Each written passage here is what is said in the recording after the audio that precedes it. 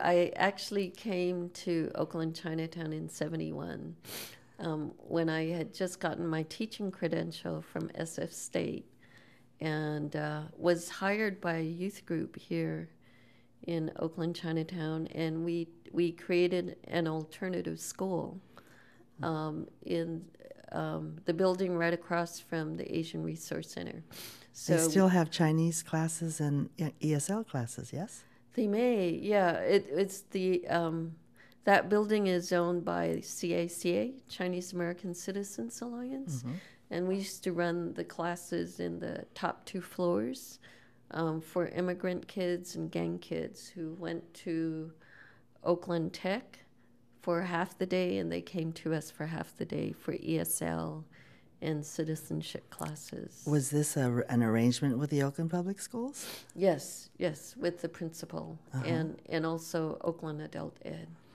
And so we actually, the youth group called East Bay Asians for Community Action was Oh, able right, to Epica. run, yeah, was able to run the program pretty independently. And That was an interesting model. They should have more of that kind of collaboration. Maybe they keep kids in classes more. yeah, yeah. And I think a really interesting thing about Ebica, which had primarily high school and college students who were doing all these programs, I was the oldest person at, 22 in the program, but or who was involved with Ebica, but they a really great thing is from those roots, a lot of people stayed in community work. So, for example, Wilfred Lim went to the Office of Civil Rights.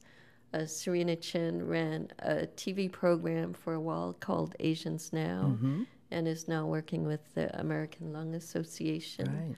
Greg Mark started programs for youth.